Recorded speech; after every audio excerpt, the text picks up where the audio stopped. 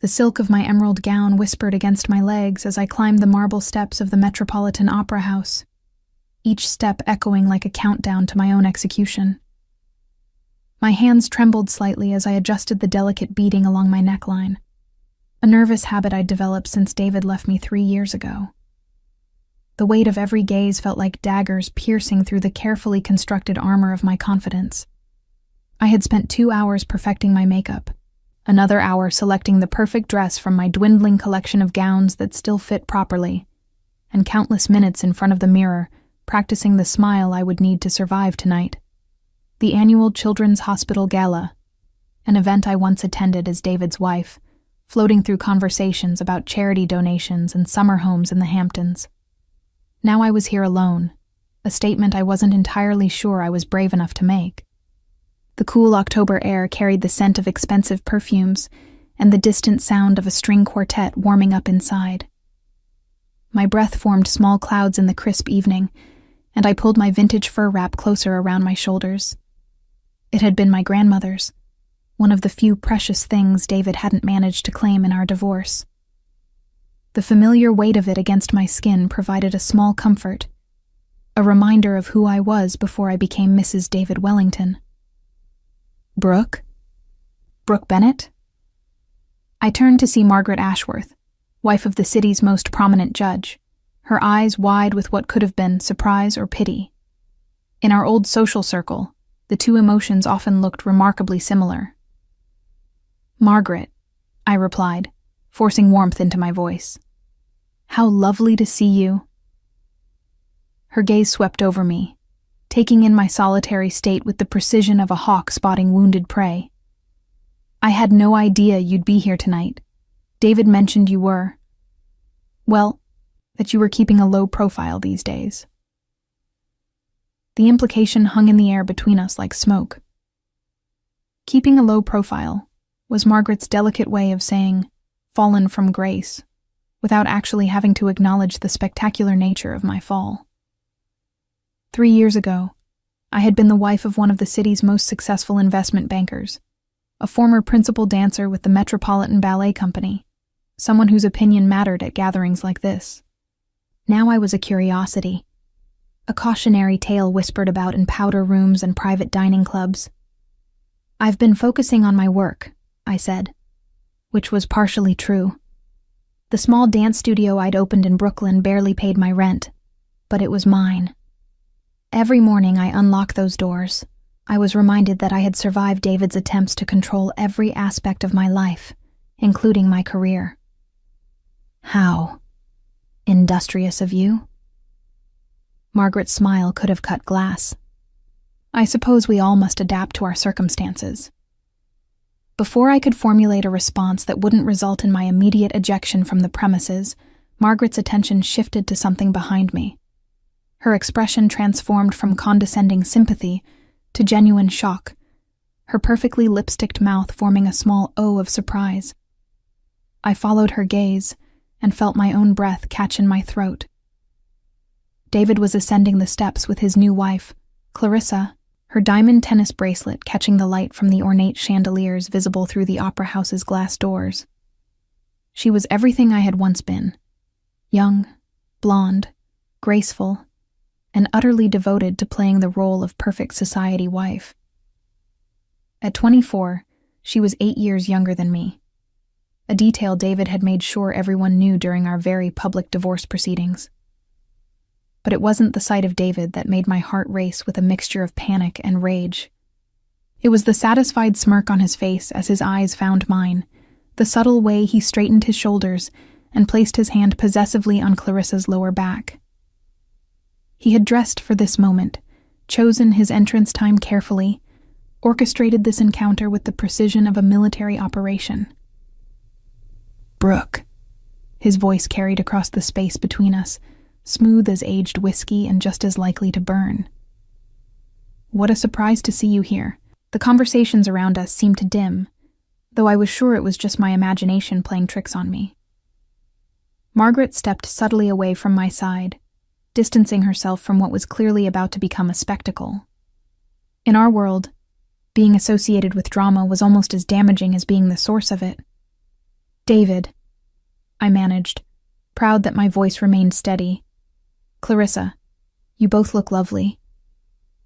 Clarissa beamed at the compliment, clearly oblivious to the undercurrents of tension crackling between her husband and his ex-wife. She was wearing a blush-pink Valentino that probably cost more than my studio's monthly rent, and her engagement ring, my engagement ring, I realized with a jolt, sparkled under the lights. "We're so excited about tonight's performances," Clarissa gushed, her voice carrying the breathless enthusiasm of someone who had never experienced a significant disappointment. "David says you used to dance professionally? That must have been so fulfilling before you. Well, before you moved on to other things." The casual cruelty of her words hit me like a physical blow. Before I moved on to other things. As if my career had been a hobby I'd simply grown tired of, rather than something David had systematically destroyed through a campaign of emotional manipulation and financial control. "I still dance," I said quietly, my hands clenching into fists at my sides. "I teach now. I own a studio in Brooklyn." David's laugh was soft, but it carried the cruel edge I remembered from our worst fights. A studio in Brooklyn. How quaint. I suppose we all have to start somewhere when we're rebuilding. The implication was clear to everyone within earshot. I wasn't rebuilding. I was settling for less than I deserved, because I was less than I had been. The whispers started immediately, spreading through the gathered crowd like wildfire. Heads turned in our direction, some with curiosity, others with the barely concealed excitement of witnessing social carnage. "Teaching children to pirouette in a converted warehouse," David continued, his voice carrying just enough volume to ensure his words reached the maximum number of ears. "It's admirable, really, how you've embraced such a modest lifestyle." My cheeks burned with humiliation, but I forced myself to maintain eye contact. This was what he wanted, to see me crumble, to confirm for everyone present that I was exactly as broken as he'd claimed I was during our divorce. The successful, independent woman I'd tried to become over the past 3 years felt as fragile as spun glass under his calculating gaze.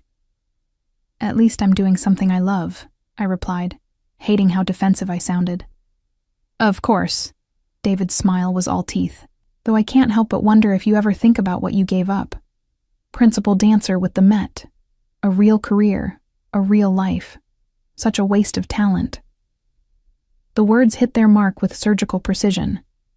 Every insecurity I'd battled over the past 3 years, every moment of doubt about whether I'd made the right choice in leaving him, every fear that I was nothing without the platform he'd provided.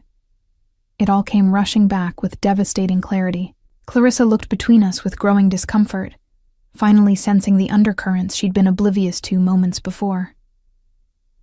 "Perhaps we should find our table," she suggested softly, her hand tightening on David's arm. But David wasn't finished. He never was when he had an audience and a target who couldn't escape. "You know, Brooke, if you ever need anything at all, you shouldn't hesitate to ask. I know how difficult it must be, trying to make ends meet with that little hobby of yours." The offer of help was delivered with such false magnanimity that several people nearby actually gasped. It was a masterpiece of public humiliation disguised as generosity, and everyone present understood the subtext perfectly. David Wellington was offering charity to his fallen ex-wife, publicly acknowledging how far I had sunk while positioning himself as the benevolent victor. My vision blurred slightly around the edges, and I felt the familiar tightness in my chest that preceded a panic attack. The walls of the opera house seemed to be closing in, the whispered conversations growing louder, more judgmental. I needed to escape, to find somewhere private where I could fall apart without providing any more entertainment for David and his audience. I was about to excuse myself, to flee with whatever dignity I had left, when I felt a presence behind me. Not close enough to be improper, but near enough that I could sense someone's approach. The conversations around us didn't just dim this time, they stopped entirely, as if someone had thrown a switch and muted the entire gathering. "Dance with me." The voice was low, rough around the edges like aged bourbon, and it sent an unexpected shiver down my spine. I turned slowly, afraid that my humiliation had finally driven me to hallucination. But the man standing behind me was very real and unlike anyone I'd ever seen at one of these events. He was tall, probably 6'3", with dark hair that looked like he'd run his fingers through it and shoulders that strained against his perfectly tailored black tuxedo. But it was his eyes that made my breath catch, steel gray and intense, focused on me with an attention that felt almost predatory in its completeness. This wasn't the polite social attention I was accustomed to from men at these gatherings. This was something else entirely. "I beg your pardon?" I managed, my voice barely above a whisper. His smile was slight, more of a quirk at the corner of his mouth, but it transformed his entire face from intimidating to something approaching approachable. "You heard me correctly. Dance with me." It wasn't a request. It wasn't even a suggestion. It was a statement of fact delivered with the kind of quiet authority that suggested he was accustomed to being obeyed without question. Around us, the silence had taken on an almost reverent quality, as if everyone present was holding their breath. I glanced around and realized that every person within a 20-foot radius was staring at us with expressions ranging from shock to fascination, to what looked suspiciously like fear. Margaret Ashworth's face had gone completely pale, and David looked like he'd seen a ghost. "I don't believe we've been introduced," I said, trying to reclaim some semblance of control over the situation. His smile widened slightly, revealing perfect white teeth. "Blake Donovan," he said simply, as if that explained everything. The name hit the gathered crowd like a physical force. I heard someone behind me actually gasp, and Margaret took another step backward, her eyes wide with what I now recognized as genuine terror. Even David, who had faced down hostile corporate takeovers and federal investigations with unflappable calm, looked shaken. Blake Donovan. I knew the name, of course. Everyone in the city knew the name, though few had ever seen the man behind it. He was a legend, a ghost story told in boardrooms and private clubs. The man who controlled half the city's construction contracts, whose legitimate businesses were fronts for something much darker and more dangerous. The man who could make problems disappear with a single phone call. And he was asking me to dance. Blake extended his hand toward me, palm up, fingers long and surprisingly elegant for someone with his reputation. I stared at it for a moment that felt like an eternity, aware that everyone around us was watching, waiting to see what I would do.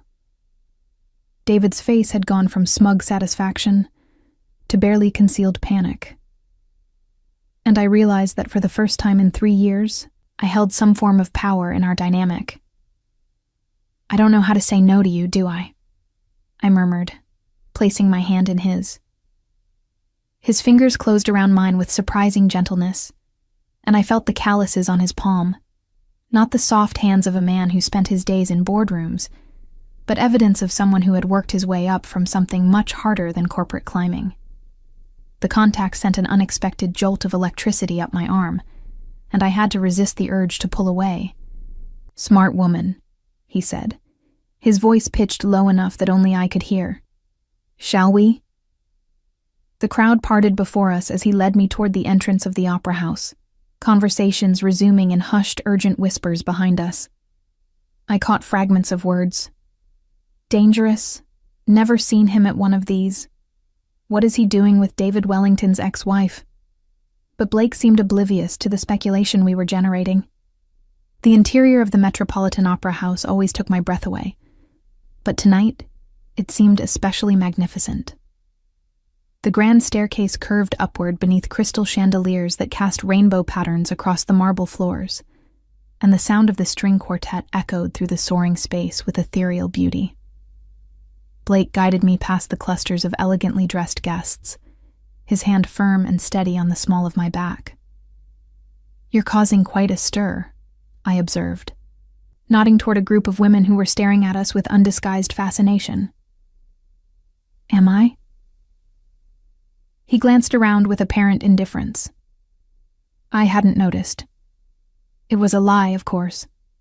A man like Blake Donovan noticed everything, calculated every angle, planned every move with chessmaster precision. His decision to appear tonight, to single me out, to publicly claim my attention, none of it was accidental. We reached the main ballroom, where couples were already moving across the polished floor to a waltz that seemed to have been chosen specifically for our entrance. Blake turned to face me, one hand settling at my waist while the other maintained its grip on my fingers. This close, I could smell his cologne, something expensive and masculine that mixed cedar with hints of smoke and spice. Why me? I asked as we began to move together.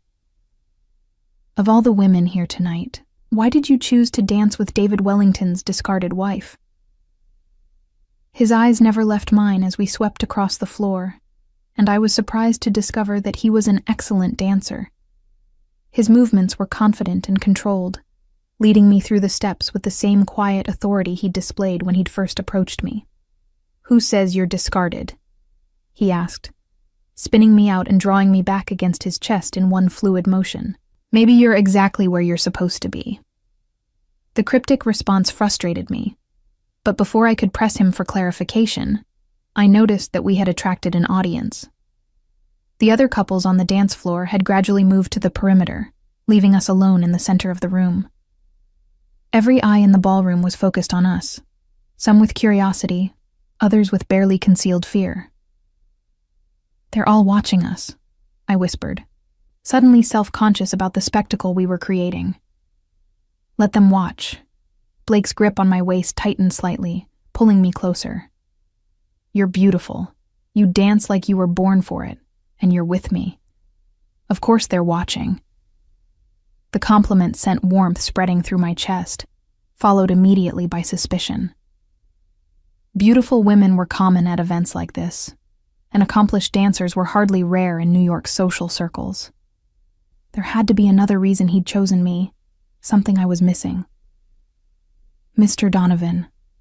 David's voice cut through the music like a blade, and I felt Blake's entire body tense against mine. We stopped dancing, though he kept his arms around me as we turned to face my ex-husband. David had followed us into the ballroom, Clarissa trailing behind him with the expression of confused concern. Wellington? Blake's acknowledgement was barely civil, his tone suggesting that David ranked somewhere below week-old garbage in his estimation. I wasn't aware you knew my ex-wife, David continued, his lawyer's instincts kicking in as he probed for information. Brooke and I were just catching up on old times. The possessive undertone in David's voice made my skin crawl, but Blake's response was a study in controlled menace. He didn't raise his voice, didn't make any threatening gestures, but somehow he managed to project an aura of barely leashed violence that made several nearby guests take involuntary steps backward. Were you? Blake's smile was sharp enough to cut. How nostalgic, though I believe the lady was looking rather uncomfortable during your conversation. David's face flushed red, but he was smart enough not to push further. Whatever reputation Blake Donovan had built in this city, it was enough to make a man like David, who had never backed down from a fight in his life, think twice about escalating the situation. Of course, David said stiffly. I didn't mean to interrupt your dance. You didn't interrupt anything, Blake replied smoothly. Brooke and I are just getting started. The double meaning in his words wasn't lost on anyone present, least of all David. My ex-husband's jaw clenched, and I could see him struggling with the urge to assert some kind of claim over me. But whatever power David wielded in corporate boardrooms and country club dining rooms, it was nothing compared to the quiet menace radiating from the man currently holding me in his arms. Enjoy your evening, David said finally, the words coming out like they tasted bitter. He turned on his heel and stalked away, Clarissa hurrying to keep up with his sudden departure. That was, I began, then realized I didn't have words for what I'd just witnessed. Necessary, Blake finished for me, guiding me back into the dance as the orchestra launched into another waltz. David Wellington has been operating under the impression that he has some kind of ongoing authority over your life. I thought it might be useful to correct that misconception. The casual way he discussed manipulating my ex-husband should have alarmed me, but instead I felt a fierce satisfaction blooming in my chest. For 3 years, David had wielded his social connections and financial resources like weapons, making sure that everyone in our former circle knew exactly how far I had fallen. Tonight, for the first time since our divorce, someone had made him back down. "You don't even know me," I pointed out, though I made no move to leave his embrace. "For all you know, I deserved everything David said about me." Blake's laugh was low and rich, sending another shiver of awareness through me. "I've been watching you for months, Brooke. I know exactly who you are." The admission should have terrified me. Instead, it sent a thrill of something dangerous and intoxicating through my veins. "Watching me?" "Your studio in Brooklyn," he said, as if that explained everything. "I own the building." My feet stumbled slightly, and only Blake's firm grip kept me from missing a step entirely. "You're my landlord?" Among other things. His smile was enigmatic, giving away nothing. "You're an excellent teacher, your students adore you, and you've been struggling to make ends meet because David made sure that none of your former connections would hire you for anything substantial." The casual revelation that he knew about David's campaign to blacklist me from the city's dance community hit me like a physical blow. I had suspected, of course. It was too convenient that every major dance company, theater, and arts organization had suddenly decided they had no need for my services. But hearing it confirmed, knowing that my failure to rebuild my career had been orchestrated rather than earned, made my chest tighten with a mixture of rage and humiliation. "How long have you known?" I asked, my voice barely audible over the music. "About David's interference?" "Long enough." Blake spun me again, this time using the movement to pull me even closer to his body. "I don't like bullies, Brooke. And I particularly don't like men who use their resources to crush women who had the courage to walk away from them." The protection implicit in his words should have worried me. I had learned the hard way that men who promised to shield me from the world often ended up building cages instead. But there was something different about Blake Donovan, something that suggested his protection came without the suffocating control David had wielded. "What do you want from me?" I asked bluntly, tired of dancing around the obvious questions. His eyes glittered with something that might have been amusement. "Direct. I like that." He guided us toward the edge of the dance floor, where we could speak without being overheard by every gossip columnist and social media influencer in the room. "What makes you think I want anything? Men like you don't do anything without a reason," I replied. "You didn't appear here tonight by accident, and you certainly didn't ask me to dance out of the goodness of your heart. So what's the angle?" Blake studied my face for a long moment, his expression unreadable. Around us, the ballroom continued to buzz with conversation and speculation, but I felt as if we were enclosed in a bubble of privacy, isolated from the crowd by the sheer force of his presence. "You're right," he said finally. "I do want something from you." My heart rate spiked, and I prepared myself for whatever proposition was coming.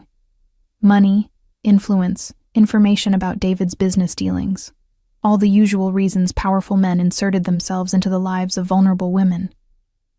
"I want you to dance again," he said simply. "Really dance. The way you were meant to." Of all the things I had expected him to say, that wasn't even on the list. I stared at him, certain I had misheard. "What?" "I'm opening a new venue," Blake continued, his hand still warm against my back. "Upscale, exclusive, the kind of place where New York's elite comes to see and be seen. I want you to choreograph the opening performance." The offer hit me like a lightning bolt, illuminating possibilities I had convinced myself were dead and buried.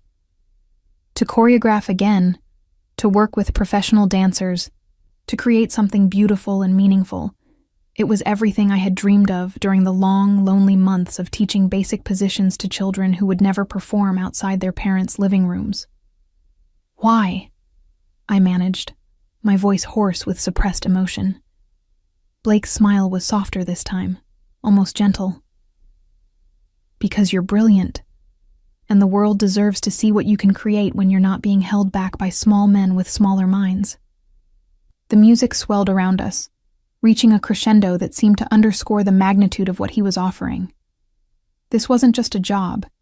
It was redemption, a chance to reclaim the part of myself that David had tried so hard to destroy. I'll need complete creative control, I heard myself saying, as if my mouth had decided to negotiate without consulting my brain. Done. And a real budget. No corners cut, no compromises on the quality of dancers or costumes or sets. Whatever you need.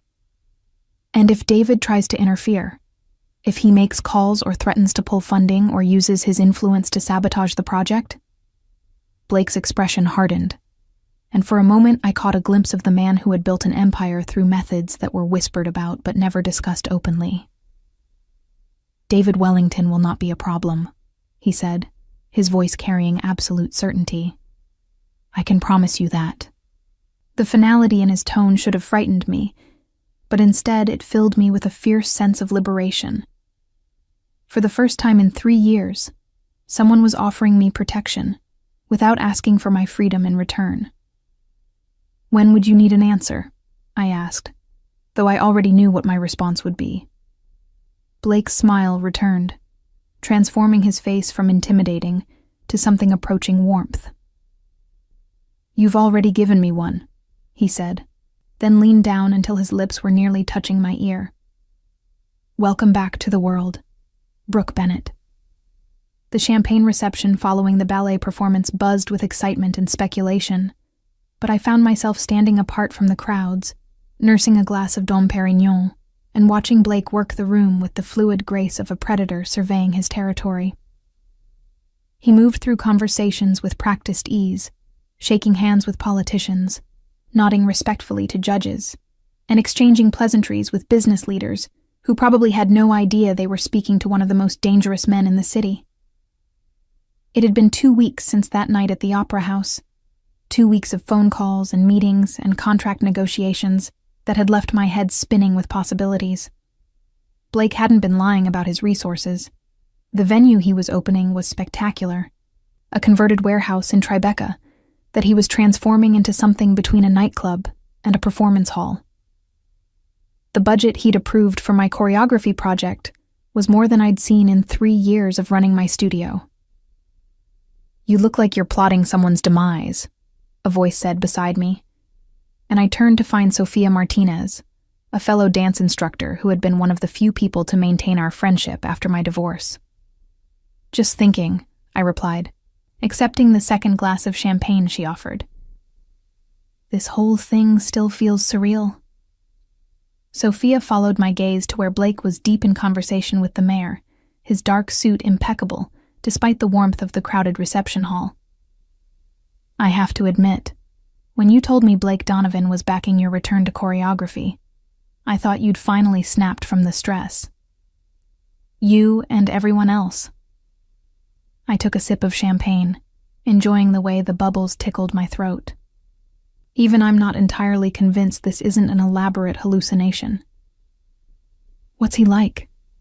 Sophia asked, her voice dropping to a conspiratorial whisper. I mean, really like? The rumors about him. She didn't need to finish the sentence.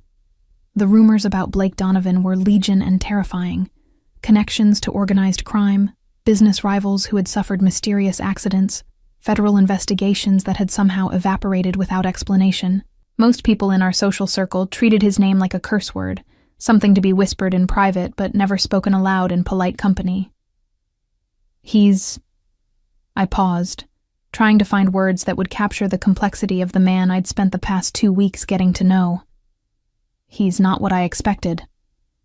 It was true, though inadequate. The Blake Donovan I'd been working with was nothing like the monster described in newspaper articles and gossip columns. He was intelligent, certainly, with a mind that moved through problems with surgical precision.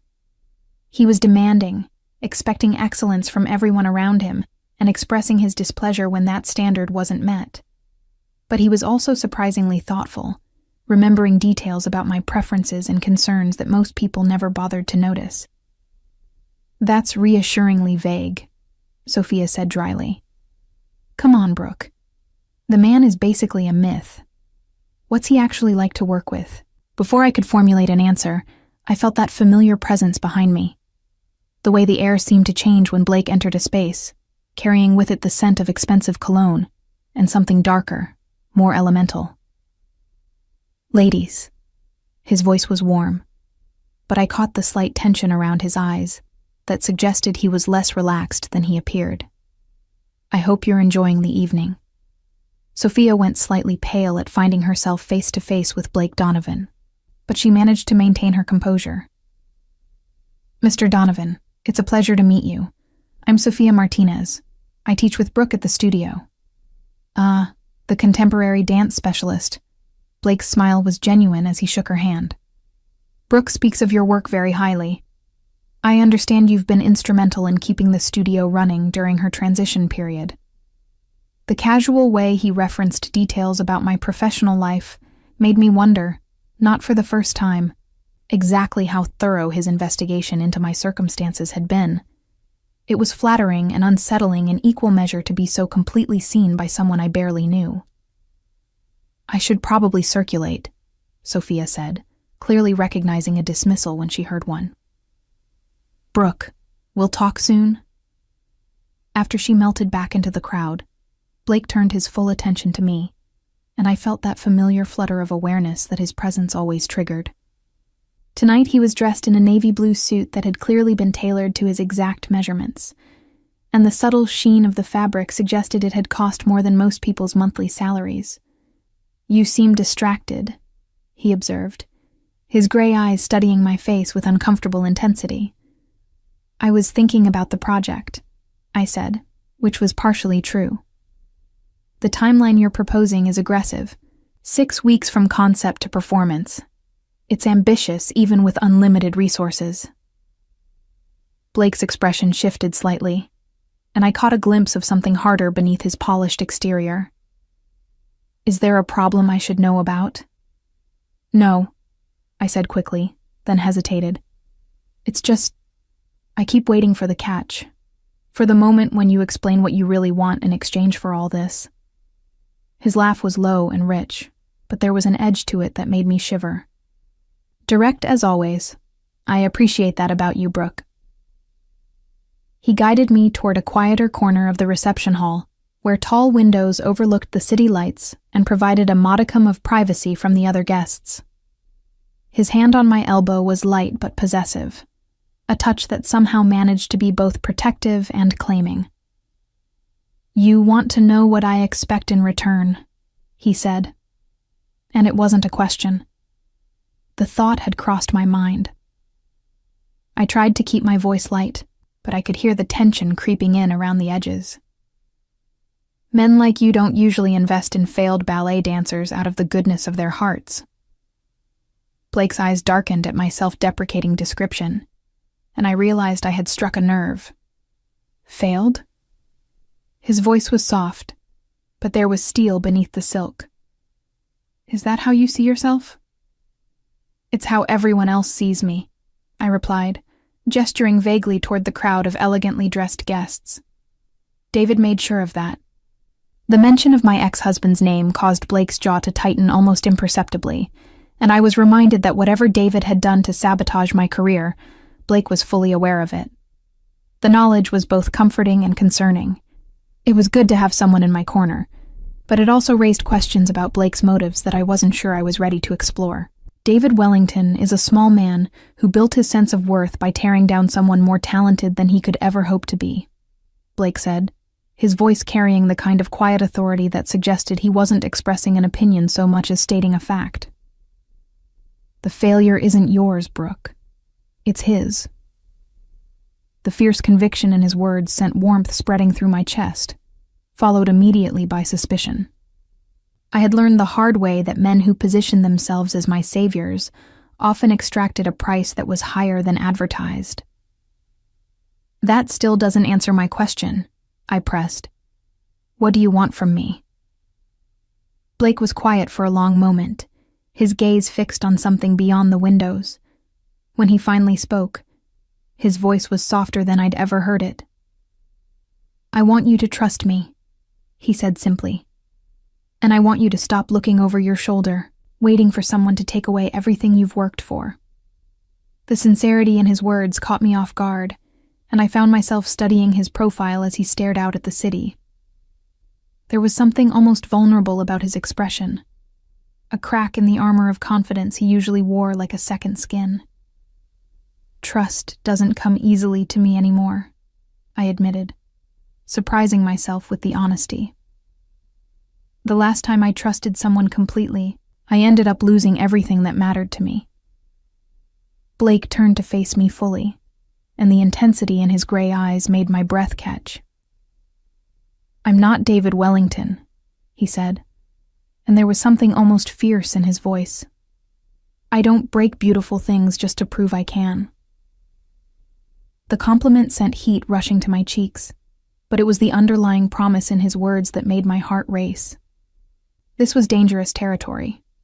Allowing myself to trust a man whose reputation was built on violence and control, whose very presence at events like this sent seasoned politicians scrambling for cover. "You're asking me to take a leap of faith," I said quietly. "I'm asking you to let me prove that not every man with power uses it to hurt the people who depend on him," Blake replied. "Give me 6 weeks, Brooke. Let me show you what you're capable of when someone believes in your talent instead of trying to own it." The distinction between believing in me and owning me wasn't lost on me, and I wondered if Blake understood exactly how carefully he was navigating around the landmines of my past. But before I could respond, a commotion near the entrance of the reception hall caught our attention. David had arrived, Clarissa on his arm, both of them dressed to perfection, and wearing the kind of smiles that suggested they were prepared to work the room with surgical precision. I felt my stomach drop as I watched David's gaze sweep across the crowd, clearly searching for someone specific. "He's looking for you," Blake observed, his voice carefully neutral. "He's looking for a reaction," I corrected, watching as David's eyes finally found mine across the crowded room. "He wants to see if he can still get under my skin." Blake's hand settled on the small of my back, a warm, steadying presence that somehow made David's calculating stare feel less threatening. "Can he?" I considered the question seriously, taking inventory of my emotional state as David began moving through the crowd in our direction. 3 weeks ago, the sight of him would have sent me into a spiral of self-doubt and panic. Tonight, with Blake's solid presence beside me and the promise of a real future stretching out ahead of me, David looked smaller somehow, less significant. "No," I said, and was surprised to realize I meant it. "I don't think he can anymore." Blake's smile was approval and something else, something that looked suspiciously like pride. "Good," he said softly, "because he's about to test that theory."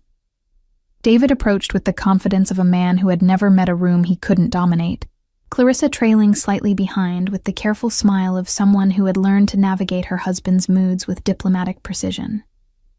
Up close, I could see the subtle signs of stress around David's eyes, the tension in his shoulders that suggested his life wasn't quite as perfect as he wanted everyone to believe. "Brooke." David's greeting was warm enough to fool casual observers, but I caught the sharp assessment in his eyes as they moved between Blake and me. "You're looking well. I heard through the grapevine that you're working on something new." The casual reference to my project with Blake was clearly intended to probe for information, and I realized that David's intelligence network was still functioning at full capacity. Somewhere in his web of contacts and favors, someone had reported back on my recent activities. "I am," I replied calmly, refusing to take the bait. It's exciting to be working on something substantial again. David's smile tightened almost imperceptibly. I'm sure it is. Though, I have to say, I was surprised to hear you'd be collaborating with. He gestured vaguely toward Blake, as if he couldn't quite bring himself to say the name. With one of the city's most successful entrepreneurs? Blake's voice was pleasant, conversational, but there was an undercurrent of menace that made several nearby guests suddenly find reasons to move to other parts of the room. Of course, David's lawyer instincts kicked in, and he smoothly shifted tactics. I meant no disrespect. I simply worry about Brooke taking on projects that might be beyond her current scope. The implication was clear, that I was no longer capable of handling professional-level work, that my years away from the main stage had diminished my abilities to the point where I was likely to embarrass myself and anyone associated with me. It was a masterful piece of manipulation, designed to plant seeds of doubt in Blake's mind, while appearing to show concern for my well-being. Beyond her scope? Blake's repetition of David's words carried a dangerous edge that made my ex-husband's confident facade falter slightly. I'm curious what makes you think you're qualified to assess Brooke's professional capabilities. David's face flushed red, but he was too experienced a negotiator to let his temper show completely. I was married to her for 5 years, he said, his voice tight with controlled anger. I think I have some insight into her. Limitations. The word limitations hung in the air between us like a poison cloud, and I felt the familiar tightness in my chest that David's calculated cruelty always triggered. But before the old patterns of self-doubt could take hold, Blake's hand pressed more firmly against my back, a silent reminder of his presence and support. Were you? Blake's voice was soft, almost conversational, but something in his tone made Clarissa take an unconscious step backward. How interesting. Because from where I stand, it looks like you spent 5 years trying to convince the extraordinary woman that she was ordinary, and when that didn't work, you decided to destroy her career out of spite. The accuracy of Blake's assessment hit David like a physical blow, and I saw something flicker in my ex-husband's eyes that might have been fear. Around us, the conversations of other guests had died away as people strained to hear what was clearly becoming more than a casual social exchange. I think there's been a misunderstanding, Clarissa interjected, her voice bright with the forced cheer of someone trying to diffuse a situation she didn't fully understand. David has always been supportive of Brooke's artistic pursuits. Blake's laugh was soft and utterly without humor. Has he? Is that why he made sure she couldn't get work with any major dance company in the city? Is that why every theater and arts organization mysteriously decided they had no need for her services? The public revelation of David's sabotage campaign sent a ripple of shock through the nearby guests, and I saw several society reporters discreetly pulling out their phones to record what was clearly about to become the scandal of the season. Those are serious accusations, David said, his lawyer's training finally kicking in as he recognized the legal minefield he was walking through. I hope you have proof to back up such claims. Blake's smile was sharp enough to cut glass. Oh, I have proof, he said casually. Recorded phone calls, email exchanges, bank records showing payments to certain influential individuals. Quite a paper trail, actually. The color drained from David's face as he realized the extent of Blake's knowledge, and I understood that this confrontation had been orchestrated from the moment Blake decided to approach me at the opera house. He hadn't just been offering me an opportunity. He'd been preparing to destroy the man who had tried to destroy me. What do you want? David asked, his voice barely above a whisper. Blake's expression shifted, and for a moment I caught a glimpse of the man who had built an empire through methods that were whispered about in dark corners. This wasn't just about protecting me. This was about sending a message to anyone else who might think they could crush someone under Blake's protection. I want you to understand something very clearly, Blake said, his voice carrying the quiet authority of a man who was accustomed to being obeyed without question. Brooke Bennett is under my protection now. Any attempt to interfere with her career, her well-being, or her happiness will be considered a personal insult that I will address accordingly. The threat was delivered with such calm politeness that it took several seconds for the full implications to sink in. When they did, David's face went completely white, and Clarissa looked between the two men with growing alarm. "Are you threatening me?" David managed, though his voice lacked any real conviction. "I'm clarifying the situation," Blake replied smoothly. "So there's no confusion going forward." The standoff stretched for several tense seconds before David seemed to realize that he was fighting a battle he couldn't win. His shoulders sagged slightly, and when he spoke again, his voice carried the defeat of a man who had finally met someone with more power than he possessed. "I understand," he said quietly. "Excellent." Blake's smile returned, warm and charming, as if the previous conversation had been about the weather rather than the systematic destruction of a man's ability to harm me. "I'm so glad we could clear that up." David turned to leave, then paused and looked back at me with an expression I couldn't quite read. For a moment, he looked less like the controlling ex-husband who had haunted my nightmares, and more like the man I had fallen in love with a decade ago. Vulnerable, uncertain, almost lost. "For what it's worth, Brooke," he said softly, "I never meant for things to go as far as they did. I couldn't stand the thought of you being successful without me." The admission was probably the closest thing to an apology I would ever get from David, and I found myself feeling something that might have been pity for the man who had once controlled every aspect of my life. "I know," I replied, surprised by the gentleness in my own voice. "But that's your problem to solve, not mine." After David and Clarissa disappeared into the crowd, I realized that my hands were shaking and my heart was racing as if I'd just run a marathon.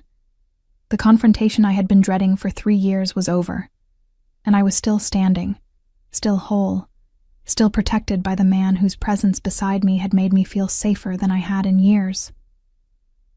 "Are you all right?" Blake asked, his voice soft with concern. I looked up at him, this dangerous, powerful man who had appeared in my life like an avenging angel, and felt something shift inside my chest. The walls I had built around my heart, the careful distance I had maintained from anyone who might have the power to hurt me, all of it was crumbling under the weight of his unexpected kindness. "I'm perfect," I said, and for the first time in 3 years, I actually meant it. The renovation of Blake's Tribeca venue had transformed what was once an industrial warehouse into something magical. Cathedral ceilings soared overhead, supported by exposed steel beams that had been painted matte black and fitted with sophisticated lighting systems. The original brick walls had been restored and softened with flowing fabric panels that could be repositioned to create intimate spaces or opened to reveal the full grandeur of the main performance area. I stood in the center of the empty space at 7 a.m, 3 weeks before our opening night, watching as early sunlight streamed through the massive windows and painted geometric patterns across the polished concrete floors. In my hands was a steaming cup of coffee from the espresso machine Blake had installed in what would eventually become the VIP lounge, and scattered around me were pages of choreographic notes, costume sketches, and technical specifications for the sound and lighting design. This was my sanctuary now, the place where I came to think and plan and remember who I used to be, before David convinced me I was less than I was. Every morning for the past month, I had arrived before the construction crews and cleaning staff, claiming these quiet hours as my own time to commune with the space and envision what we would create together. "You're here early again." Blake's voice carried across the empty space, and I turned to find him descending from the mezzanine level where his private office was located. He was dressed more casually than usual, dark jeans and a black sweater that emphasized the breadth of his shoulders, but he still moved with that predatory grace that made him impossible to ignore. "I like the quiet," I replied, accepting the second cup of coffee he offered. "It's easier to think when there aren't 12 people asking me questions every 5 minutes." Blake's laugh was warm and rich, and I realized that I had grown to anticipate these moments when his carefully controlled facade softened into something more genuine. Over the past month of working together, I had begun to see glimpses of the man beneath the reputation. Someone who was fiercely intelligent, unexpectedly thoughtful, and surprisingly vulnerable when he thought no one was watching. "The dancers arrive at 10, he said, settling beside me on the makeshift seating area where we often reviewed plans and discussed creative decisions. "Are you ready for them?" I nodded, though the familiar flutter of nerves in my stomach suggested I was less confident than I appeared. Today would be our first full rehearsal with the complete cast. 12 professional dancers I had hand-selected from auditions that had drawn talent from across the country.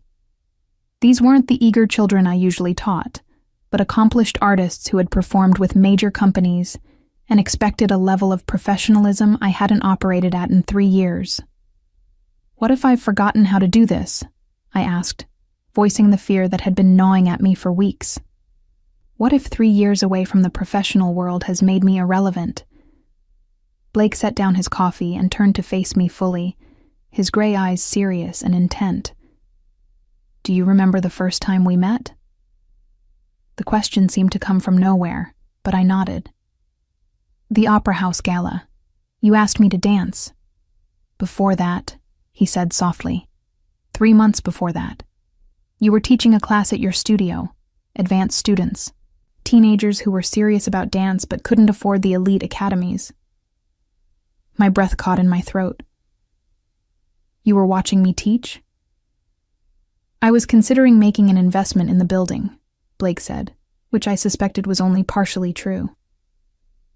"I wanted to see what kind of businesses were operating there, but when I saw you work with those kids..." He paused, running a hand through his dark hair in a gesture I had learned indicated he was choosing his words carefully. "You transformed that converted warehouse into a cathedral, Brooke. You took children who had been told they weren't good enough for the prestigious schools and taught them to move like angels. You didn't just teach them technique. You taught them to believe in their own beauty, their own worth." The memory he was describing came flooding back. A particularly challenging class where I had been working with students who were struggling with confidence as much as coordination. I had pushed them harder that day than usual, demanding excellence while simultaneously building their faith in their own abilities. "That's when I knew," Blake continued, his voice dropping to something barely above a whisper. "That's when I understood that David Wellington was the biggest fool in New York City, and that someone needed to give you the platform you deserved." The revelation that he had been watching me, planning his approach for months before that night at the Opera House, should have disturbed me. Instead, it sent a thrill of something dangerous and intoxicating through my veins. Blake Donovan, one of the most powerful men in the city, had spent months studying me, learning my patterns, planning the perfect moment to step into my life. "You orchestrated everything," I said, and it wasn't a question. "I created an opportunity," he corrected gently. "What you chose to do with it was entirely up to you." Before I could formulate a response, the sound of voices and footsteps echoed through the space as the construction crew arrived for their daily work. Blake stood smoothly, extending his hand to help me to my feet, and I felt the now familiar electricity that sparked whenever we touched. "Your dancers will be here soon," he said, his professional mask sliding back into place. "Show them what I saw that day in your studio, Brooke. Show them why I knew you were worth fighting for." The next 3 hours passed in a blur of introductions, warm-ups, and the delicate process of introducing 12 accomplished dancers to a choreographic vision that existed primarily in my head and scattered notebook pages. I had chosen each member of the company carefully, not just for their technical skills, but for their ability to embody the emotional complexity I wanted to explore in the piece. The theme I had settled on was transformation, the journey from confinement to freedom, from doubt to certainty, from surviving to thriving. It was deeply personal, drawn from my own experience of escaping David's control and rediscovering my artistic voice, but I had crafted it to speak to universal experiences of growth and change. The opening sequence is about weight, I explained to the dancers as we worked through the first movements. Not just physical weight, but emotional weight. The burden of other people's expectations, the heaviness of self-doubt, the way trauma can make even simple movements feel impossible. As I demonstrated the sequence, I felt muscle memory kicking in, the precise placement of feet, the controlled flow of arms, the way breath could be used to create lines and shapes that told a story without words. For the first time in years, I felt completely myself, completely at home in my own body. "Beautiful," murmured Elena Vasquez, my principal dancer, as she mirrored my movements with fluid grace. This feels like therapy and art at the same time.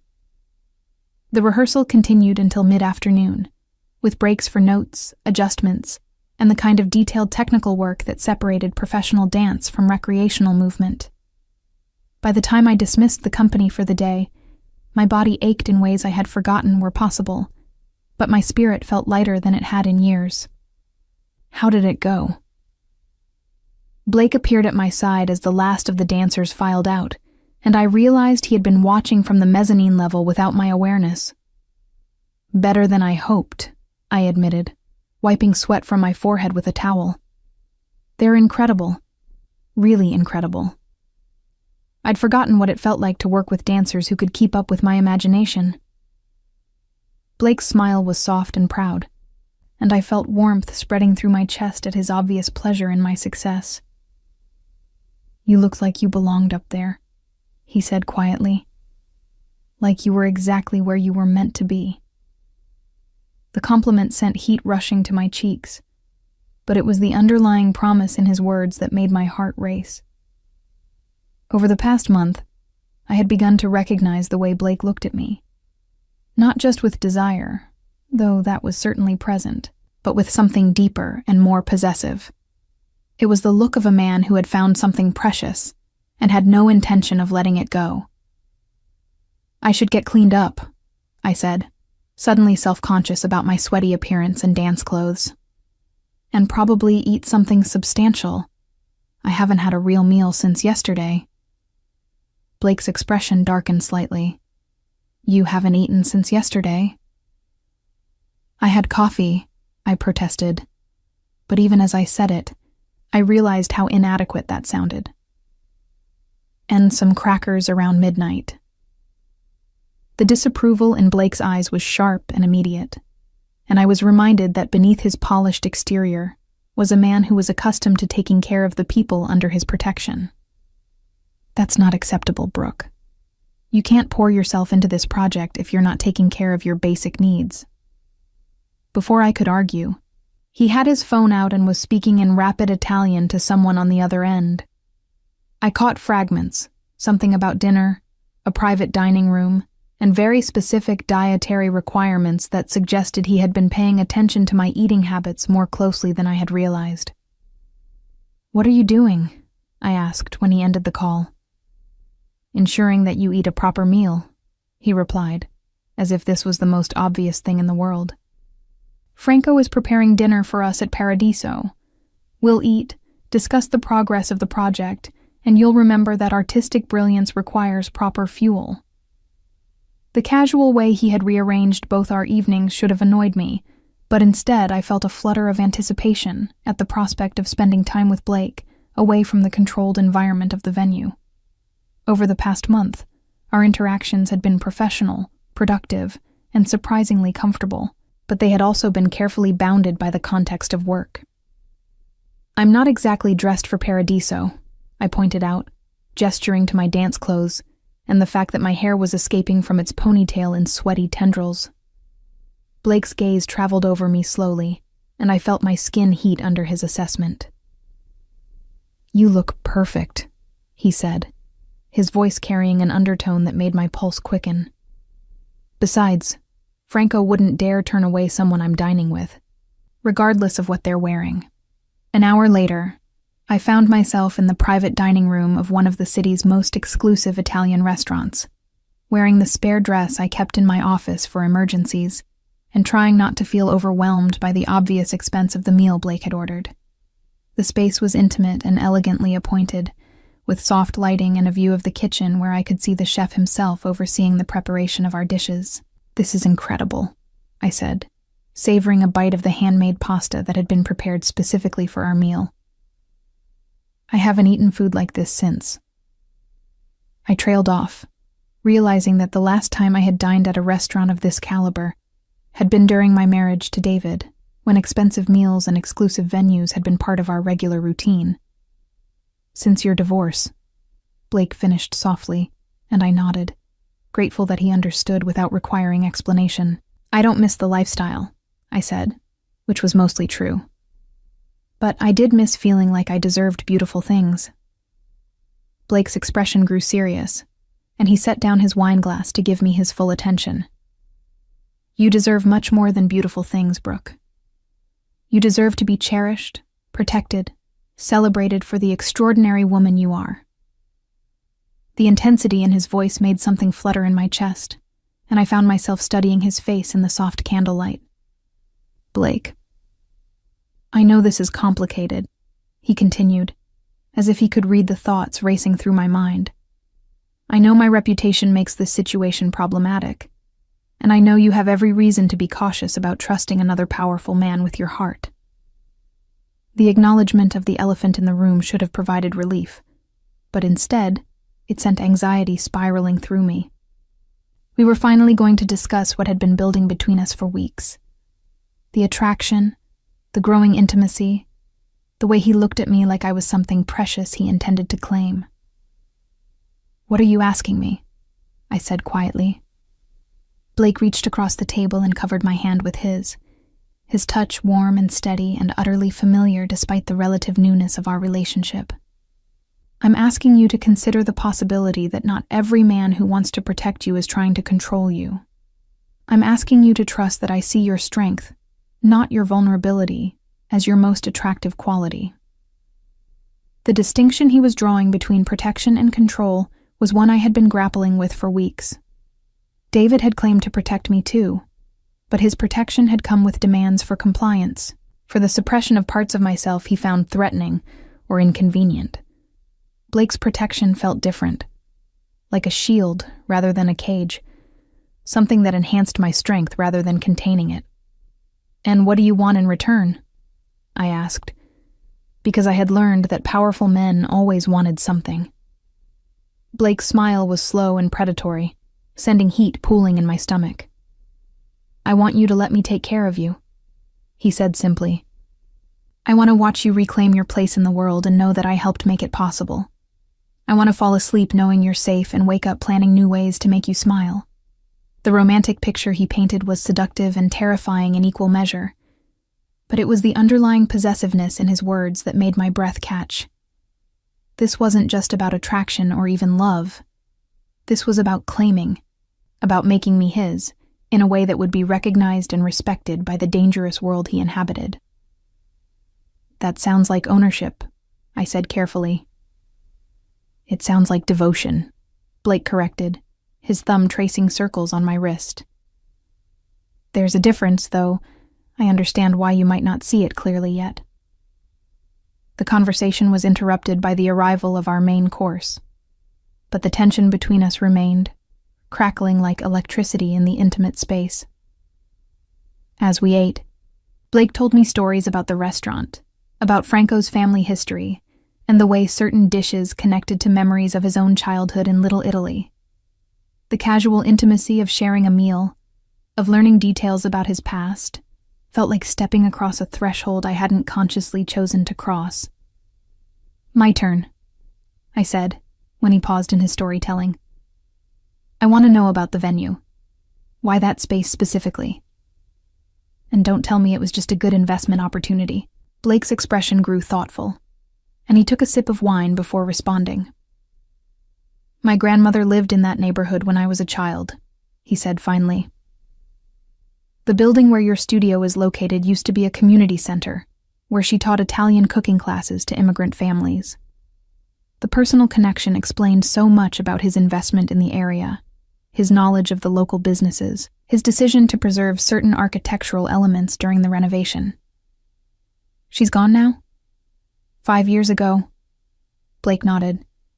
She never got to see me legitimize the family business, never saw me build something she could have been proud of. The venue is. I suppose it's my way of honoring her memory while creating something beautiful. The vulnerability in his admission made my chest tight with emotion, and I understood that I was seeing a part of Blake that few people ever glimpsed. Beneath the reputation and the power was a man who remembered where he came from, who carried the weight of family expectations and the desire to build something worthy of the people who had shaped him.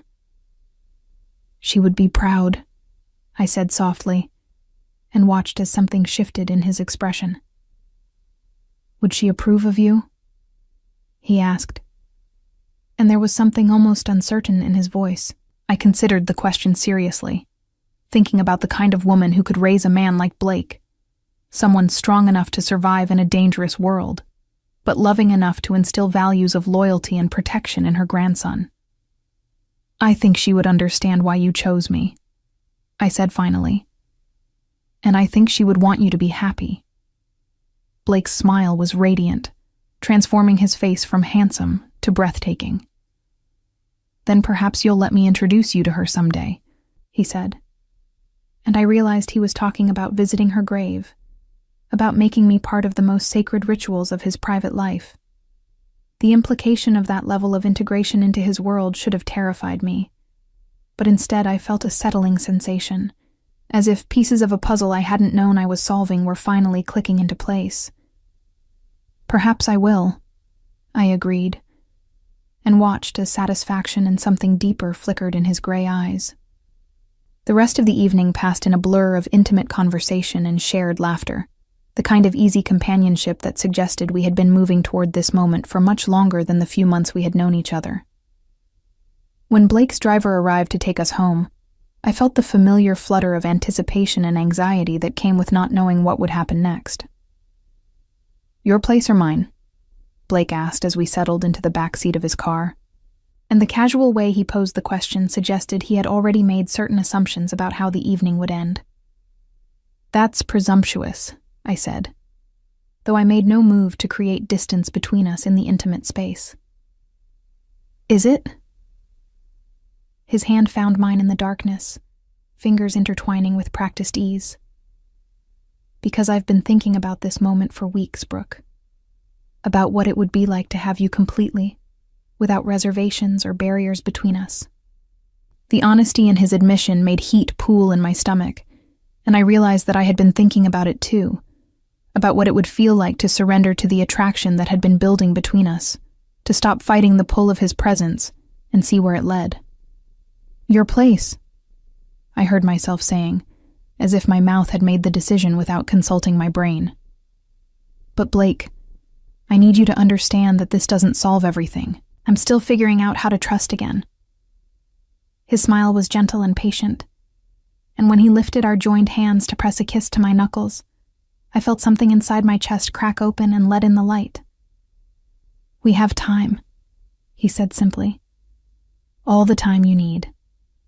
Blake's penthouse occupied the entire top floor of a glass tower in Midtown, and stepping into it felt like entering another world entirely. Floor-to-ceiling windows offered a panoramic view of the city lights, while the interior was a study in sophisticated minimalism, clean lines, rich textures, and carefully curated art that spoke to both wealth and refined taste.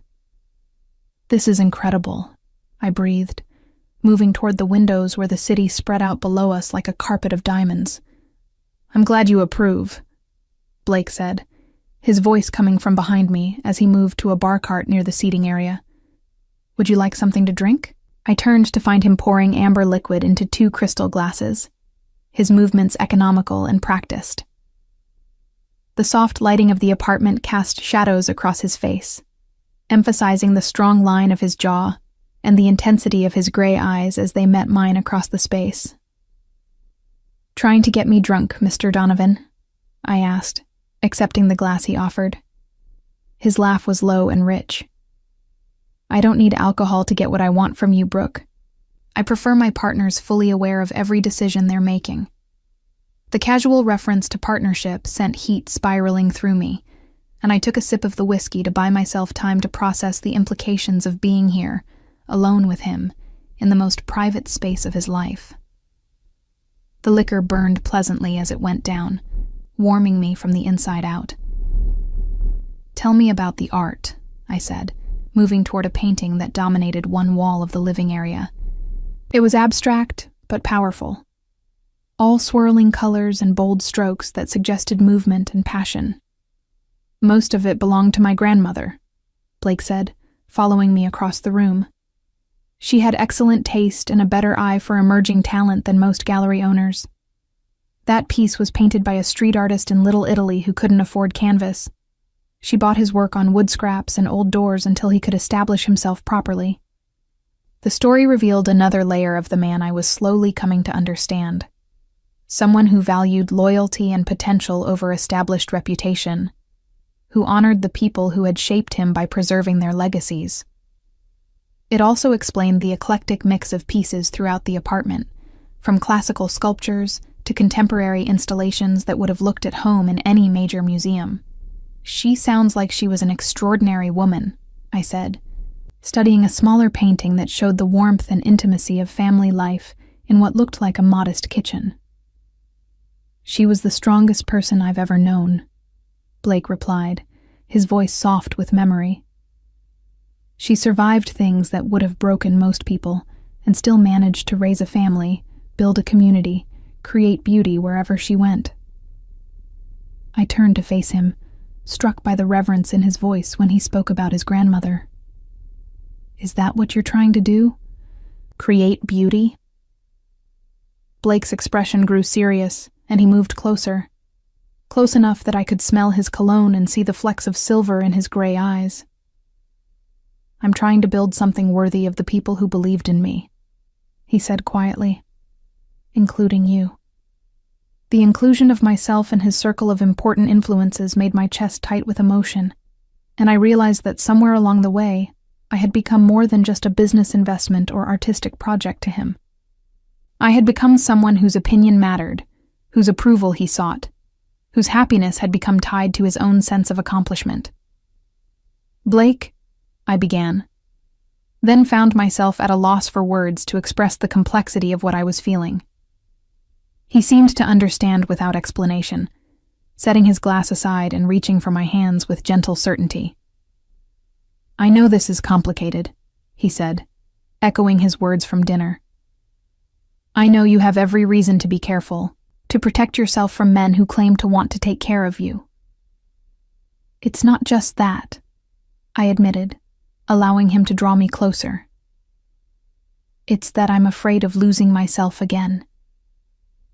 With David, I became so focused on being what he wanted that I forgot who I was underneath all the performance." Blake's hands moved to frame my face, his thumbs brushing across my cheekbones with devastating gentleness. "I don't want you to be anything other than exactly who you are," he said, his voice intense with conviction. I fell for the woman who fought to build her own studio when everyone else had written her off. I fell for the teacher who transforms children's lives one class at a time. I fell for the artist who creates magic out of movement and music. The word "fell" hung in the air between us, and I realized he was telling me he loved me without actually saying the words. The knowledge should have sent me running for the door, but instead, it filled me with a warmth that had nothing to do with the whiskey. "I'm scared," I whispered, the admission torn from somewhere deep in my chest. "So am I," Blake replied, and the vulnerability in his voice made me look up at him in surprise. "Do you think this is easy for me? Letting someone matter this much? Caring about someone enough that their pain becomes mine?" The raw honesty in his words broke down the last of my resistance, and I found myself leaning into his touch, accepting the comfort and strength he was offering. "What happens now?" "Now," Blake said, his voice dropping to a rough whisper. "You let me show you what it feels like to be cherished instead of controlled." When his lips met mine, it was with a gentleness that contradicted everything I thought I knew about powerful men and their appetites. This wasn't conquest or domination, but something closer to worship.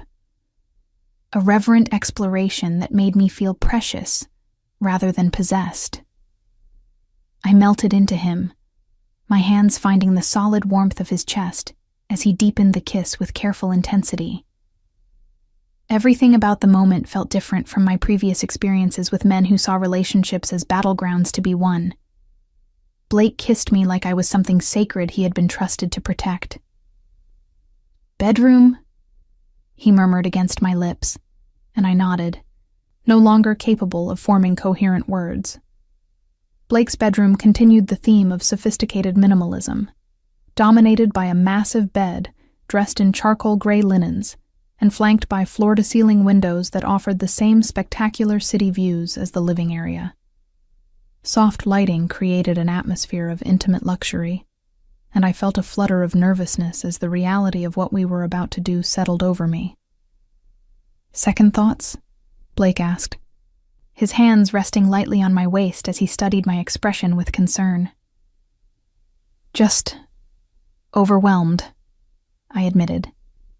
"It's been a long time since I've been with someone I actually trusted." Blake's expression softened, and he pressed a gentle kiss to my forehead. "We don't have to do anything you're not ready for," he said quietly. I meant what I said about having time. The patience in his offer only made me want him more, and I realized that his willingness to wait was exactly what made me feel safe enough to move forward. "I want this," I said, my voice stronger than I'd expected. "I want you." What followed was a revelation in tenderness and passion combined. Blake undressed me with reverent care, his hands and mouth mapping every inch of revealed skin as if he were memorizing me. When I reached for his clothes, he helped me with gentle guidance, never rushing, never demanding, always checking to make sure I was comfortable with each new development. When he finally settled over me, skin against skin, his gray eyes dark with desire and something deeper, I felt a completeness I hadn't known I was missing. This wasn't just physical release. It was emotional integration. The final piece of a puzzle I had been trying to solve since the night he first asked me to dance. "Mine," he whispered against my neck as we moved together in perfect synchronization, and for the first time in my adult life, the word didn't feel like a cage. It felt like coming home. Afterward, as we lay tangled in his expensive sheets with the city lights painting patterns across our skin, I felt a settling sensation in my chest, as if all the fractured pieces of my life had finally aligned into something coherent and beautiful. "No regrets?" Blake asked, his fingers tracing lazy patterns on my bare shoulder. "None," I replied, and was surprised to realize I meant it completely. "Good," he said, pressing a kiss to the top of my head. "Because I have no intention of letting you go, Brooke Bennett. You're mine now, in every way that matters." The possessive declaration should have triggered every alarm bell in my head, but instead it filled me with a sense of security I hadn't felt since childhood. Being Blake's didn't mean losing myself. It meant finding the strength to become the fullest version of who I was meant to be. "What does that mean exactly?" I asked, propping myself up on my elbow to study his face in the dim lighting. Blake's smile was soft and satisfied, like a man who had finally gotten something he'd been wanting for a very long time. "It means you don't have to worry about anything ever again," he said simply. "Your safety, your career, your happiness, all of it is my responsibility now." "That sounds like a lot of pressure," I observed, though I made no move to pull away from his embrace. "It sounds like purpose," Blake corrected, his arms tightening around me. "I've spent my entire adult life building power and influence without really understanding why. Now I know. It was all so I could protect what matters most to me." The conviction in his voice made something flutter in my chest, and I realized that I was looking at a man who had found his calling in taking care of me. It should have felt overwhelming, but instead it felt like the most natural thing in the world. "I love you," I said, the words slipping out before I could second-guess them. Blake's expression transformed, and he rolled us over so he was looking down at me, his hands framing my face with infinite tenderness. "Say it again," he commanded softly. "I love you," I repeated, more confident this time. "I love your strength, your gentleness, the way you see possibilities where other people see problems. I love that you make me feel safe enough to be vulnerable and strong enough to be brave." Blake's kiss was deep and claiming, and when he pulled back, his eyes were bright with emotion. "I love you too," he said, his voice rough with feeling.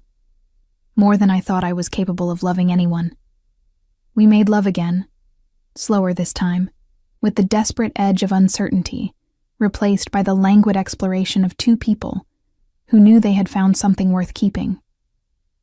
When exhaustion finally claimed us both, I fell asleep in Blake's arms, surrounded by luxury and protection, and the intoxicating certainty that I had finally found where I belonged. The last thing I remembered before sleep took me was Blake's voice, soft and possessive in the darkness. "Welcome home, beautiful. You're never leaving again." 3 months later, I stood backstage at Blake's venue, watching through the curtain gap as New York's elite filled the restored warehouse space for our opening night performance.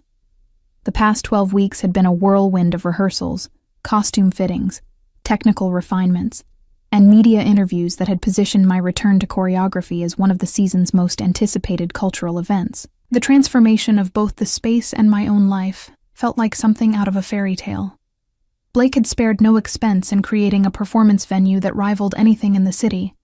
State-of-the-art lighting and sound systems, luxurious VIP areas, and a stage that seemed to float above the audience like something from a dream. The main floor had been configured with intimate seating arrangements that allowed every guest to feel like they were experiencing the performance from the best seat in the house. 5 minutes to places, called our stage manager, and I felt the familiar flutter of pre-performance nerves mixed with an excitement I hadn't experienced in years. Through the gap in the curtains, I could see Blake in the front row, devastatingly handsome in his black tuxedo, his attention focused entirely on the stage where I would soon appear. We had decided that I would perform the opening solo myself, a decision that had generated considerable buzz in the arts community. Brooke Bennett, former principal dancer with the Metropolitan Ballet, making her choreographic debut in a piece she would also perform. The critics were calling it either inspired or insane, depending on their perspective on my 3-year absence from the professional stage. "You look nervous," Elena observed, appearing at my side in her costume for the second piece. Over the months of rehearsal, she had become not just my principal dancer, but a trusted friend, someone who understood the pressure of returning to a world that had written you off. "Terrified," I admitted, smoothing down the flowing white fabric of my costume. The dress had been designed specifically for this piece. Layers of silk and chiffon that would catch the light and move like water as I danced. What if I've forgotten how to perform for an audience this size? Elena's smile was warm and confident. "Impossible. I've watched you in rehearsal. You don't just dance, you transform. The moment you step onto that stage, you become something magical." Her words provided the boost of confidence I needed, and I took a deep breath, centering myself the way I had learned to do before every performance in my previous career. The piece I had choreographed was deeply personal, the story of a woman breaking free from invisible chains, discovering her strength, learning to trust again. It was my story, but I had crafted it to speak to anyone who had ever felt trapped by circumstances beyond their control. "Places, everyone," the stage manager called again, and I moved toward my starting position, hidden behind a scrim that would lift to reveal me in the opening tableau. The lights dimmed, and I heard Blake's voice over the sound system as he welcomed the audience to what he called an evening of transformation and triumph. His words were brief but powerful, setting the stage for what we had created together. Then the music began, a haunting melody that built slowly, layer by layer, like hope emerging from despair. I had worked with the composer for weeks to create something that would support the emotional journey of the piece, while giving the dancers the rhythmic foundation they needed to tell the story through movement. The scrim lifted, and I was alone on the stage, bathed in a single spotlight that cast long shadows across the polished floor. For a moment, I felt the weight of every gaze in the audience, the pressure of expectations and the fear of failure threatening to freeze me in place. Then I began to move, and everything else fell away. The opening sequence was about confinement, small, constrained movements that suggested a woman trapped by invisible barriers. I had drawn from my own experience of feeling suffocated by David's control. The way his expectations had gradually reduced my world until I could barely breathe within the confines he had constructed. As the music swelled, my movements began to expand, reaching toward something just beyond my grasp. The lighting shifted from the harsh single spot to warmer, more diffuse illumination that suggested the possibility of dawn breaking through darkness. The first transformation came as other dancers joined me on stage, their presence initially oppressive, surrounding me with the weight of judgment and expectation. But gradually, through a series of intricate partnering sequences, they became sources of strength rather than limitation, lifting me higher than I could reach alone. I caught glimpses of the audience as I moved, their faces rapt with attention, completely absorbed in the story we were telling. In the front row, Blake's expression was one of fierce pride and something deeper, a possessive satisfaction that suggested he was watching something he had helped create. The centerpiece of the performance was a pas de deux between myself and Marcus, our male principal, that represented the delicate dance of learning to trust again after betrayal. The choreography required absolute faith in my partner's ability to catch me, support me, lift me safely through sequences that would be impossible to execute alone. As Marcus lifted me into a soaring arabesque that carried me high above the stage, I felt the metaphor come alive in my own body. This was what Blake had given me, not just the opportunity to dance again, but the security of knowing someone would always be there to catch me if I fell. The final sequence brought all 12 dancers together in a celebration of collective strength and individual freedom. The lighting opened up to reveal the full scope of the space, and the music built to a triumphant crescendo that left the audience breathless with the intensity of what they had witnessed. When the last notes faded and the final tableau held in perfect stillness, the silence that followed felt sacred. Then the applause began. Not polite appreciation, but the kind of thunderous ovation that shook the building and confirmed that we had created something truly special. As I took my bow, flowers raining down from the balcony level, I felt a completion I hadn't experienced since my days as a principal dancer. But this was different, better even, because it was mine, in a way my previous success had never been. Every movement, every musical phrase, every emotional beat had come from my own vision and experience. Blake was the first person to reach me as I came off stage, sweeping me into his arms with a kiss that was both celebration and claim. "Magnificent," he murmured against my lips. "Absolutely magnificent." The post-performance reception was a blur of congratulations, reviews being dictated into phones by critics who couldn't wait until morning to file their pieces, and champagne flowing as freely as the praise being heaped on our production. I moved through it all in a state of euphoric exhaustion, barely able to process the magnitude of what we had accomplished. "The Times critic wants to schedule an interview for next week," Blake informed me as we stood together in a quieter corner of the reception area. "And I've already had 3 calls from companies interested in commissioning new work. The prospect of future projects, of building a sustainable career rather than just achieving a single triumph, sent excitement spiraling through me." "This is really happening, isn't it?" I said, still hardly able to believe the transformation of my circumstances. "This is just the beginning," Blake replied, his arm tightening around my waist in a gesture that was both protective and possessive. "You're going to rebuild your reputation, establish yourself as one of the city's premier choreographers, and never again have to worry about anyone having the power to diminish your light." The promise in his words was everything I had dreamed of during the dark years following my divorce.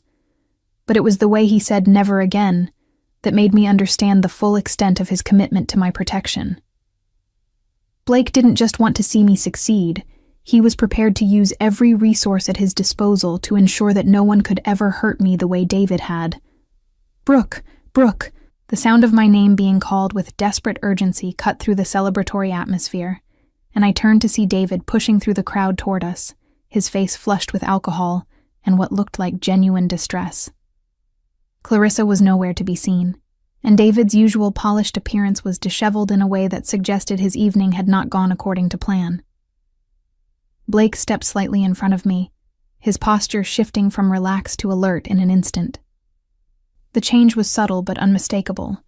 Shoulders squaring, stance widening, every line of his body radiating the kind of controlled menace that made smart people reconsider their actions. "Wellington," Blake's voice was perfectly polite and utterly cold. "I'm surprised to see you here." David's gaze flickered between Blake and me, and I could see him struggling with some internal debate. "I need to talk to Brooke," he said finally, his words slightly slurred. "Please, it's important." "Anything you need to say to my fiancé, you can say in front of me," Blake replied, and I felt a jolt of shock at his casual use of the word fiancé. David's eyes widened at the announcement, and I realized that our engagement, when had that been decided, was news to me as well as to him. But before I could process the implications of Blake's declaration, David was speaking again, his voice breaking with emotion. "I'm sorry," he said, the words coming out in a rush. "I'm sorry for everything I did to you, every way I tried to destroy your career, every lie I told about your abilities. You were always better than me. Better dancer, better person, better everything. And I couldn't stand it." The public apology was so unexpected that I felt tears pricking at my eyes. This was the David I had fallen in love with a decade ago, vulnerable and honest and capable of recognizing his own mistakes. It was also far too little, far too late. "I appreciate that," I said carefully, aware that every word was being observed by dozens of influential people. "But it doesn't change anything, David. The damage is done." "I know." David nodded miserably. "I know I can't undo what I did, but watching you tonight, seeing what you've accomplished, I needed you to know that I was wrong, about everything." Blake's hand settled on the small of my back, a gesture of support and a subtle reminder of his presence. "Your recognition of past mistakes is noted," he said, his tone suggesting the conversation was over. "Now I think it would be best if you left." David looked like he wanted to argue, but something in Blake's expression convinced him that further protest would be unwise. "Congratulations," he said to me, his voice hollow with defeat. "You deserve all of this and more." As David disappeared back into the crowd, I felt a strange sense of closure. The man who had once controlled every aspect of my life had been reduced to a pathetic figure seeking absolution for sins that couldn't be forgiven. His power over me was truly broken. "Fiancé?" I asked Blake quietly, raising an eyebrow at his presumptuous announcement. Blake's smile was unrepentant. "Would you prefer wife? Because I'm flexible on the timeline, but not on the outcome." The casual certainty with which he discussed our future should have alarmed me, but instead it sent warmth spreading through my chest. Over the past months, I had come to understand that Blake's possessiveness wasn't about controlling me. It was about claiming me, protecting me, making sure the world understood that I was under his protection. "Shouldn't you ask first?" I teased, though we both knew what my answer would be. Blake's expression grew serious, and he reached into his jacket pocket to withdraw a small velvet box. "Brooke Bennett," he said, his voice carrying clearly despite the noise of the reception around us. "Will you marry me and let me spend the rest of my life making sure you never doubt your own magnificence again?" The proposal was quintessentially Blake, direct, confident, and offering exactly what I needed most. Not just love, but protection. Not just partnership, but the security of knowing someone would always fight for my dreams. "Yes," I said, loud enough for nearby guests to hear and begin applauding. "Yes, absolutely yes." The ring Blake slipped onto my finger was stunning. A vintage Art Deco design with a central diamond surrounded by smaller stones that caught the light and scattered it like captured starlight. It was perfect, sophisticated without being ostentatious, and clearly chosen by someone who understood my taste better than I, sometimes understood it myself. As Blake kissed me amid the cheers and congratulations of the crowd, I felt the final piece of my new life clicking into place. I was no longer David Wellington's discarded ex-wife, or even just Brooke Bennett, the struggling dance teacher. I was Blake Donovan's fiancée, a successful choreographer in my own right, and a woman who had found her way back to her own power. The future stretched out ahead of us, filled with possibilities I was only beginning to imagine. More performances, new works to create, a wedding to plan, and the intoxicating promise of building a life with a man who saw my strength as something to be celebrated rather than contained. "So," Blake murmured against my ear as the reception continued around us, "ready for the next act?" I looked around at the crowd of influential people celebrating our success, at the venue where my artistic vision had been brought to life, at the ring on my finger that marked me as belonging to one of the most powerful men in the city. 3 years ago, I had lost everything and thought my story was over. Tonight, I understood that it had only been the end of the prologue. "I'm ready for anything," I replied, and meant it completely. As the evening wound down and the last guests departed, Blake and I stood together on the empty stage where my artistic resurrection had taken place. The lights were dimmed but not extinguished, casting long shadows across the polished floor where I had poured out my heart and soul for an audience that had received it with open arms. "No regrets?" Blake asked, echoing the question he had posed on that first night in his apartment. I looked around at the space where my dreams had been reborn, thought about the ring on my finger and the man whose strength had become my own, considered the future we would build together in the dangerous, glittering world where power and art intersected. "None," I said, and sealed the promise with a kiss that tasted like champagne and triumph, and the sweetest kind of surrender. In Blake's arms, surrounded by the remnants of my greatest professional achievement, I finally understood what it meant to be both protected and free, both claimed and autonomous, both surrendered and empowered. The dance of our love would be the most complex choreography I ever created, but also the most beautiful. After all, the best partnerships required absolute trust, perfect timing, and the willingness to let someone else lift you higher than you could reach alone. And as Blake carried me from the stage toward whatever came next, I knew I had found the perfect partner for the most important performance of my life.